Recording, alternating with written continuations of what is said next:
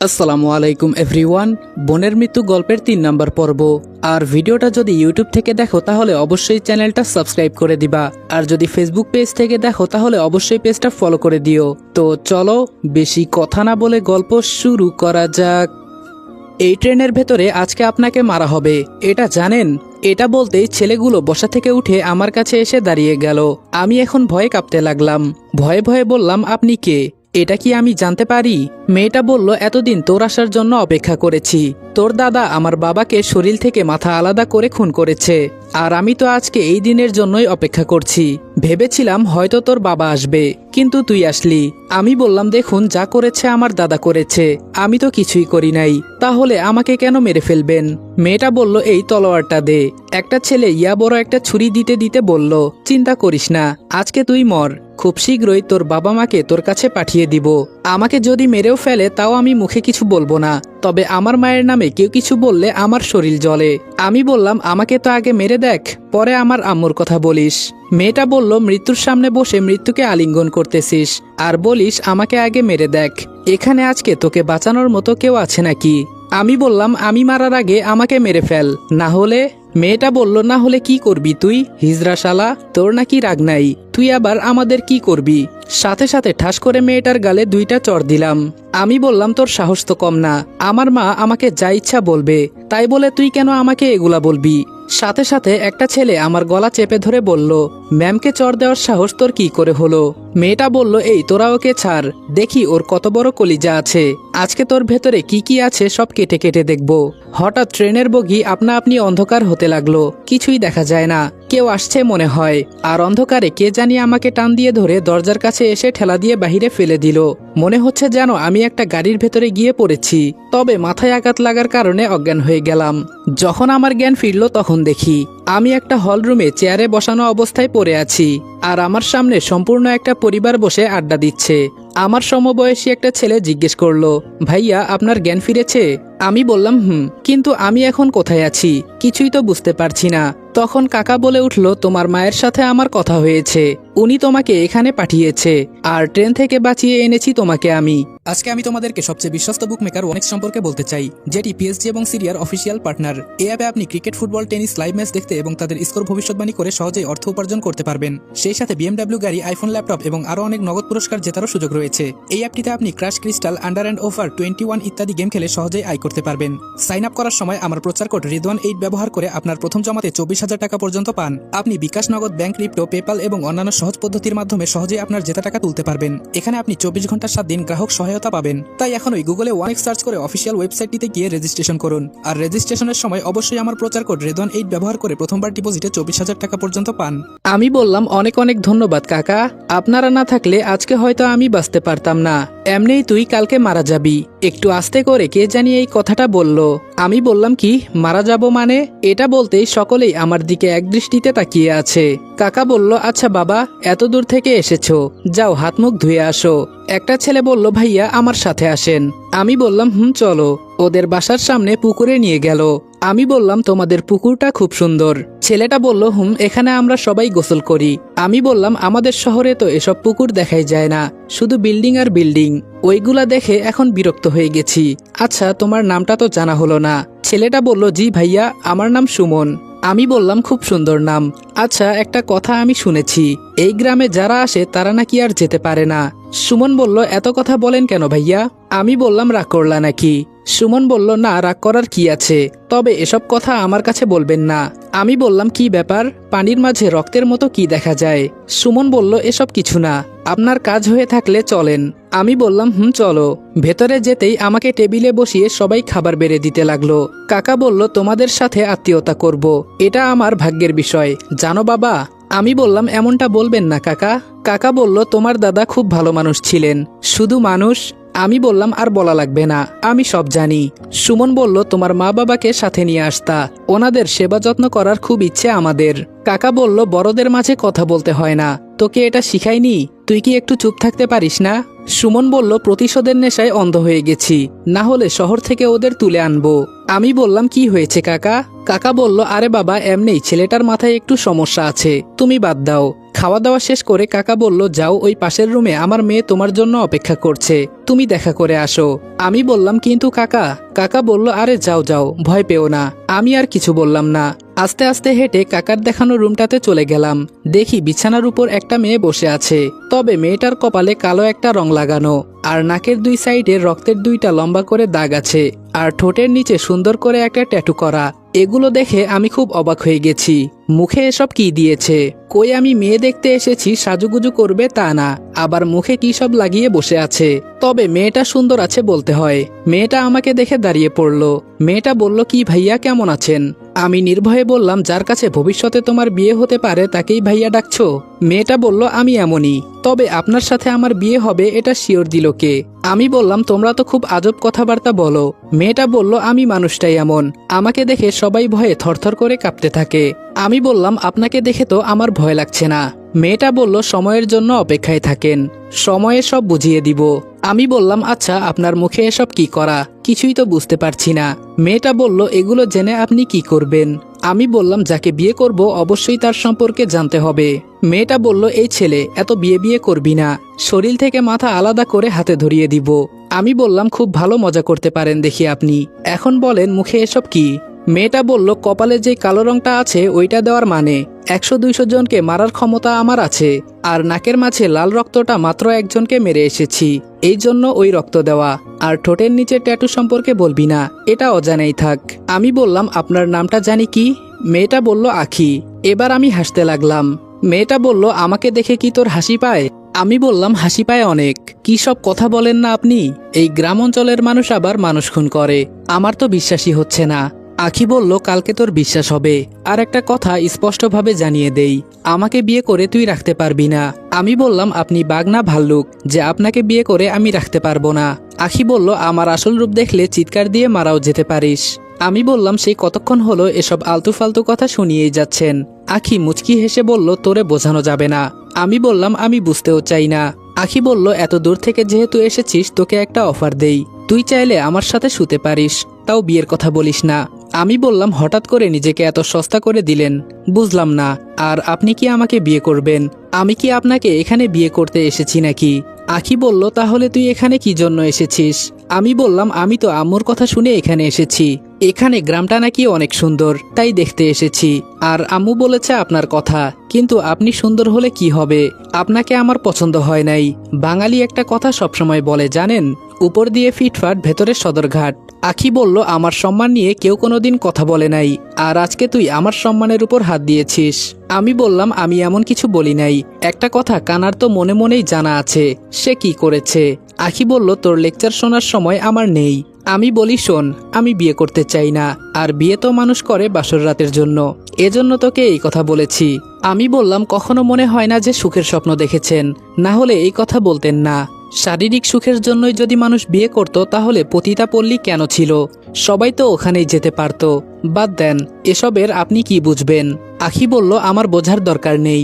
আমি বললাম, একটা কথা শুনেছি, এখানে নাকি যারা আসে তারা কেউ আর যেতে পারে না। আখি বলল, এটা সত্যি। আমি বললাম, তাহলে আমি কি আর যেতে পারবো না নাকি? আখি বলল, হয়তো পারবি না। যদি আমাকে বিয়ে করতি তাহলে ঘর জামাই হিসেবে তোরে রেখে দিত। আমি বললাম, আপনার মতো বউ আমার দরকার নেই। জানেন কত মেয়ে আমাকে প্রপোজ করেছে? আখি বলল, যা বাহিরে যা, তোরে আমার আর সহ্য হচ্ছে না। তবে কালকে যখন তোকে সবার সামনে বলি দেওয়া হবে তখন আমার হয়তো একটু মায়া লাগবে। আমি বললাম, হোয়াট? কি সব কথা বলছেন আপনি? আখি বলল, আজকে রাতটা পার করতে দে, আমি যে কে তুই চিনতে পারবি। আমি বললাম, ধুর, আপনার কথা আমার আর ভালো লাগছে না। আখির কাছে আর দাঁড়ালাম না। বাহিরে এসে পুকুরের পানিটার দিকে তাকিয়ে আছি। ভাবছি এখানে সাঁতার কাটবো একদিন। হঠাৎ একটা সাদা কাপড় পরা একটা মেয়েকে আমার দিকে আসতে দেখলাম। দেখে বোঝা যাচ্ছে বয়সটা খুব অল্প, কিন্তু এত কম বয়সে ও কি তাহলে বিধবা হয়ে গেল? দেখে তো এমনই লাগছে, তবে চেহারায় একটা মায়াবী ভাব আছে। মেয়েটা আমার কাছে এসে বলল, চলেন আমার সাথে। আমি বললাম, চিনি না জানি না আপনাকে, আর আপনি এসে বলছেন চলেন? ফাজলামো করেন আমার সাথে? সাথে সাথে মেয়েটা আখিকে ডাকতে লাগলো। আখি ভেতর থেকে এসে বলল, কি হয়েছে? মেয়েটা বলল, ভাইয়াকে শেষবারের মতো একটু গ্রামটা ঘুরিয়ে আনি। আখি বলল, যা নিয়ে যা, ও যদি যেতে চায়। আমি বললাম, না বাবা, আমার এত শখ নাই, আপনি যান, আমি যাব না। আখি বলল, আরে যা, শেষ কোনো ইচ্ছে থাকলে পূরণ কর, না হলে কালকের পর থেকে দিনের আলো আর দেখতে পারবি না। আমি বললাম, আরে আপু দেখেন তো, এই পাগলটা বলে আমি নাকি বিয়ে করব। সেই কখন থেকে আমার মাথা খেয়ে ফেলেছে, আমি আর ওকে সহ্য করতে পারছি না। আচ্ছা, ও কি সত্যি সত্যি পাগল টাগল হয়ে গেছে নাকি? কি সব উল্টাপাল্টা কথা বলে। মেয়েটা বলল, আপনার জায়গায় অন্য কেউ যদি থাকতো তাহলে এতক্ষণে মজা বুঝে যেত। আপনি মেহমান, এজন্য মাফ পেয়েছেন। আমি বললাম, আপনিও এসব কথা বলা শুরু করেছেন? আখি বলল, ওকে নিয়ে যা, না হলে ও নিজেই মনে হয় পাগল হয়ে যাবে, আর সাবধানে থাকবি। মেয়েটা বলল, ওকে আপু, এই চলেন। আমি বললাম, কোথায় যাব? মেয়েটা বলল, আরে আসেন তো, এত ভয় পান কেন? আমি বললাম, এখানে আসার পর থেকে আমার সাথে কি সব অদ্ভুত অদ্ভুত আচরণ হচ্ছে, কিছুই তো বুঝতে পারছি না। মেয়েটা বলল, খুব শীঘ্রই সবকিছু বুঝে যাবেন। তবে আপনাকে দেখে আমার মায়া লাগে, এত হ্যান্ডসাম একটা ছেলে, তাকে নাকি সবার সামনে মারা হবে। আমি বললাম, এই মেয়ে, মজা করিস আমার সাথে? মেয়েটা আমার কথা শুনে হাসতে লাগলো। একটু পর মেয়েটা আমাকে একটা পুরনো বাড়িতে নিয়ে গেল। আমি বললাম, আমাকে এখানে নিয়ে এলেন কেন? মেয়েটা বলল, দেখেন তো এই বাসাটা চিনতে পারেন কি না। আমি বললাম, কার বাসা, আমি কিভাবে চিনব? মেয়েটা বলল, এটা আপনাদের পুরাতন বাড়ি। আমি বললাম, কি? মেয়েটা বলল, এটা সত্যি, এটা আপনার দাদা নিজের হাতে তৈরি করে গেছে। আমি বললাম, আমাদের গ্রামে এত সুন্দর বাসা আছে, আর আমার পরিবারের কেউ এখানে আসে না। মেয়েটা বলল, আসবে কিভাবে, সবাই তো ভয়ে শহরে পালিয়ে আছে। এই করছেন কি? আমি বললাম, কেন, ভেতরে গিয়ে দেখব। বাসাটা বাহির থেকে এমনিই অনেক সুন্দর, ভেতরে না জানি কত সুন্দর। মেয়েটা বলল, এটার ভেতরে যেতে মানা, কেউই এই বাসার ভেতরে যেতে পারবে না, এটা আমাদের সবার মানতে হয়, না হলে কেউ যদি ঢুকেও যায় পরবর্তীতে তার বিচার করা হয়, এমনকি তাকে মেরেও ফেলা হয়।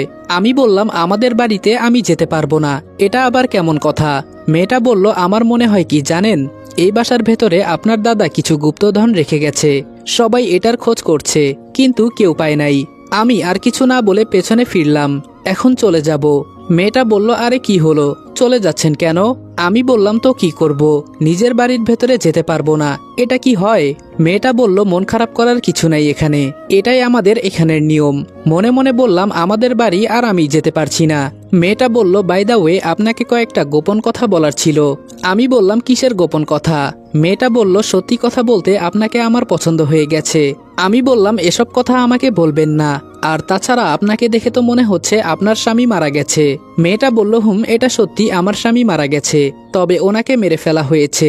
আমার গায়ে একদিন হাত তুলেছিল, ব্যাস। আখি আপা জেনে সরাসরি ওর বুকে গুলি করে দিয়েছে। আমি বললাম, আপনিও দেখি আখির মতো কথা বলতে শুরু করে দিয়েছেন।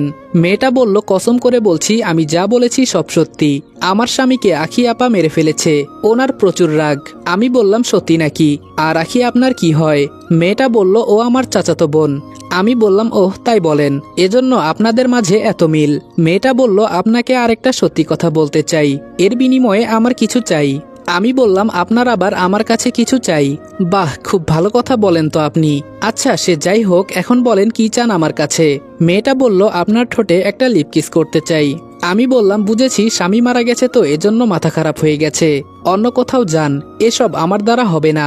মেয়েটা বলল, আপনাকে কালকে মেরে ফেলা হবে। আমি বললাম, কি?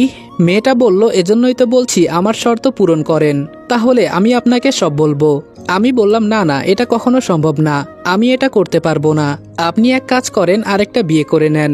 মেয়েটা বলল, সেসব পরে, এখন আমি যা বলেছি তাই যদি হয় তাহলে আমি আপনাকে সব বলতে রাজি আছি। আমি বললাম, অন্য কিছু বলেন, তাহলে আমি চিন্তা করে দেখব। মেয়েটা বলল, রুম ডেট করেন আমার সাথে। আমি বললাম, সরি বোন, আপনার সাথে আমি কথা বলতে রাজি না, এই বলে হাঁটতে লাগলাম। মেয়েটা বলল, আচ্ছা কিছুই দিতে হবে না। আরে শোনেন। আমি বললাম, বলো। মেয়েটা বলল, ট্রেনে যেই মেয়েটা আপনাকে মারতে চেয়েছিল সেই মেয়ের বেস্ট ফ্রেন্ড আখি আপা। মেয়েটার কথা শুনে আমার শরীর এখন কাঁপতে লাগলো। মেয়েটা বলল, আর কালকে আমাদের গ্রামে একটা অনুষ্ঠান হবে, আর সেখানে সবার সামনে আপনাকে মারবে, আর এখানকার লিডার হলো রাসেল বস, ওনার কথা দ্বারাই পুরো গ্রামটা চলে, আর ওর বাবাকে আপনার দাদা খুন করেছে। আমি বললাম, না না, আর এই গ্রামে থাকা যাবে না, আমার আম্মু এখানে আমাকে মারতে পাঠিয়েছে, কি আর বলবো, বলার মতো কোনো ভাষাই খুঁজে পাচ্ছি না, আর এই গ্রামের মানুষ আজও যে খুন খারাপি করে দেখলে যেন বিশ্বাসী হয় না। মেয়েটা বলল, এখান থেকে আপনি আর চাইলেও বেঁচে ফিরতে পারবেন না, কারণ সবসময় আপনার পেছনে নজর রাখা হয়। আমি বললাম, কি? মেয়েটা বলল, বিশ্বাস না হলে পেছনে তাকিয়ে দেখেন। পেছনে তাকিয়ে দেখি সত্যি সত্যি দূরে একটা ছেলে দাঁড়িয়ে আছে। আমি তাকাতেই লুকিয়ে পড়ল। আমি আকাশের দিকে তাকিয়ে বললাম, আমার মা সত্যি কথা বলতো, ভালো মানুষের দাম নেই, এখন এটা হাড়ে হাড়ে বুঝতে পারছি। মেয়েটা বলল, তবে আপনি হয়তো কালকের পর থেকে এই পৃথিবীর মুখ দেখতে পারবেন না, কোনোভাবেই বাঁচতে পারবেন না, কারণ পুরো গ্রামটা আপনার পেছনে পড়ে আছে আর সবাই রাসেলকে এই গ্রামের দেবতা মনে করে, তাই ও যা বলে সবাই তাই করে। আমি মনে মনে চিন্তা করছি আমার মা হয়তো এই বিষয়টা জানতো না, ওরা যে সবাই এক নৌকার মাঝি। যদি আম্মু জানতো তাহলে আমাকে আর এখানে পাঠাতো না। আচ্ছা, আমি কি কিছু করতে পারি? হয়তো এসব হবে না আমার দ্বারা। মেয়েটা বলল, কি চিন্তা করেন? আমি বললাম, আমাকে ওরা যে ধোকা দিবে আমার মা সেটা জানতো না। আমি ভাবতেও পারছি না ওদের পরিবার এতটা খারাপ। সবার মুখ দেখে মনে হয় কতটা নিষ্পাপ। মেয়েটা বলল, এই বিপদ থেকে আমি আপনাকে বাঁচাতে পারি যদি আপনি আমার কথা শুনেন। আমি বললাম, যেখানে সবাই আমার পেছনে পড়ে আছে সেখানে আপনাকে আমি কিভাবে বিশ্বাস করব? মেয়েটা বলল, এই কথাগুলো আমি যদি না বলতাম তাহলে কি আপনি জানতে পারতেন? কালকে মরার পরে হয়তো জানতে পারতেন। আমি বললাম, জেনেই বা আমার কি আসে যায়, তবুও তো বাঁচার আশা নেই। মেয়েটা বলল, শেষ ভরসা আমাকে করতেই পারেন। আমি বললাম, বলেন দেখি আপনি কি বলতে চান? মেয়েটা বলল, আমার আপনাকে পছন্দ হয়েছে। যদি আপনি আমাকে বিয়ে করে ঘর জামাই থাকতে পারেন তাহলে আমি যেভাবেই হোক আপনাকে বাঁচিয়ে নিব। মেয়েটার মুখের দিকে তাকিয়ে একটা হাসি দিলাম। আমি বললাম, একটা কথা বলি, প্রেম ভালোবাসা এভাবে হয় না, এগুলো মন থেকে হওয়া চাই। তাই বলছি আমার এই বিপদে সুযোগ নিবেন না। আর আমি মৃত্যুকে ভয় করি না, যা হবার কালকেই দেখা যাবে। মেয়েটা বলল, আপনাকে মিথ্যা আশ্বাস দিয়ে আর লাভ নেই। যেখানে আমি আমার স্বামীকে বাঁচাতে পারলাম না সেখানে আপনাকে কিভাবে?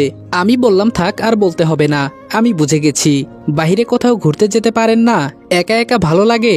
মেয়েটা বলল, আমার কথা বাদ দেন, আপনার জন্য আমার খুব খারাপ লাগছে। কিছুই করতে পারলাম না আমি, মাফ করবেন। আমি বললাম, চলেন বাসায় যাই, অনেক দেরি হয়ে গেছে এমনেই। মেয়েটা বলল, পালানোর চেষ্টা করবেন না? আমি বললাম, পালিয়ে গেলে কি আর বাঁচতে পারবো? দেখা যাবে কালকে, যা হবার সবার সামনেই হবে। মেয়েটা বলল, আমি যে আপনাকে এগুলো বললাম যদি আখি আপু জানতে পারে তাহলে আমাকেও মেরে ফেলতে পারে। আমি বললাম, তোমার বোন, আর তোমাকেই মেরে ফেলবে? মেয়েটা বলল, আপনি আপুকে চিনেন না, ওর ভিতরে কোনো মায়া দয়া নাই, হিংস্র পশুর মতো। আমি বললাম, দেখে এমনটা লাগে না, তবে তোমাকে দেখে মনে হচ্ছে যেন বন্দি জীবন পার করছো। মেয়েটা বলল, শুধু আমি না, এই গ্রামের সবাই বন্দি জীবন পার করছে। সবাই ওদের থেকে বাঁচতে চায়, কিন্তু ওদের ক্ষমতা আছে তাই রাসেলের কথাই এই পুরো গ্রামটা চলে। আমি বললাম, শুনে খুব খারাপ লাগলো, আমি যদি পারতাম সবাইকে মুক্ত করে দিতাম, কিন্তু পুলিশ কি করে? মেয়েটা বলল, ওদেরকে টাকা দিয়ে কিনে ফেলেছে। আচ্ছা, এত কিছু জানার পরেও আপনি কিভাবে স্বাভাবিকভাবে কথা বলছেন? এই মুহূর্তে যদি আমাকে বলা হতো কালকে আমার মৃত্যু, আমি তো কই গিয়ে যে পালাতাম ঠিক ঠিকানা নেই। আমি বললাম, ভয় আমারও হচ্ছে, কিন্তু সবকিছু কন্ট্রোল করতে শিখে গেছি, দেখি সামনে কি হয়। আচ্ছা, এত কথা হয়ে গেল, তোমার নামটা তো জানা হলো না। মেয়েটা বলল, পরিচয় না দিয়ে এতক্ষণ আপনার সাথে কথা বললাম, থাক, যদি আপনার সাথে হঠাৎ কোনো দিন দেখা হয় তখন জেনে নিবেন। আমি বললাম, আমার মৃত্যু হবে জেনেও এই কথা বলছেন? মেয়েটা বলল, আমার কেন জানি মনে হচ্ছে আপনি বেঁচে যাবেন। আমি বললাম, চলেন, এখন আর কোথায় যাব? মেয়েটা বলল, বাসায় চলেন। পকেটে হাত দিয়ে দেখি মোবাইল নাই, খোঁজাখুঁজি করছি। মেয়েটা বলল, কি খুঁজছেন? আমি বললাম, ফোনটা তো পকেটে ছিল, কিন্তু এখন মনে হচ্ছে কোথাও পড়ে গেছে। মেয়েটা বলল, পড়ে যায় নাই, নিয়ে নেওয়া হয়েছে, যদি বাসায় ফোন করে জানিয়ে দেন। আমি বললাম, ওদের তো আমি দেখে নিব। মেয়েটা বলল, শুনেছি আপনি নাকি কারো উপর রাগ করেন না। আমি বললাম, আপনি জানেন কি করে? মেয়েটা বলল, শুধু আমি না, মাইকিং করে সবাইকে আপনার বিষয়ে বলে দেওয়া হয়েছে। আমি বললাম, কালকে এই হয় আমি নিজে মরবো, না হলে সব কয়টাকে মারবো, এসব আর সহ্য করা যাবে না। মেয়েটা বলল, কিন্তু আপনার ভেতরে মনে হয় সে রাগ নেই। আমি বললাম, সেনাবাহিনীর ট্রেনিং করা আছে আমার। মেয়েটা বলল, তো চাকরি করলেন না কেন? আমি বললাম, আমি নিজের মতো চলতে পছন্দ করি, তাই ছেড়ে চলে এসেছি। আর তাছাড়া আমার বাবার টাকা পয়সার অভাব নেই। হঠাৎ কোথায় থেকে আখি এসে বলল, কিরে, তোরা এখনো এখানে কি করিস? আমি বললাম, আপনার সম্পর্কে জানার চেষ্টা করছি। আখি বলল, আমার সম্পর্কে জেনে তুই কি করবি? বাসায় চল, অনেক বেলা হয়ে গেছে। আমি বললাম, আমার ফোনটা খুঁজে পাচ্ছি না, আপনার ফোনটা একটু দিবেন, আম্মুর সাথে কথা বলবো। আখি আমার দিকে তাকিয়ে বলল, কারোর সাথে কথা বলার চেষ্টা করিস না, না হলে তুই বিপদে পড়বি। হেঁটে হেঁটে বাসায় যাওয়ার পর আমাকে ভেতরে ঢুকিয়ে বাহির থেকে দরজায় তালা ঝুলিয়ে দেওয়া হয়। তাহলে কি আমি এখান থেকে বেঁচে ফিরতে পারবো না? সত্যি সত্যি মেরে ফেলবে ওরা আমাকে। পরিবারের কারো মুখ আমি আর হয়তো দেখতে পারবো না, কিন্তু বিনা কারণে কেউ যদি আমার গায়ে হাত তুলে, আম্মুর কসম করে বলছি, সব কয়টাকে এখানে কেটে রেখে দিব। যদি আমার মরণ হয় তাও ওদের দেখে নিব। তবে একটা বিষয় পরিষ্কার বুঝতে পারছি, আম্মু এখানে আমাকে নিজের সাহস জোগাতে পাঠিয়েছে, কিন্তু মৃত্যুর মুখে রেখে কেন?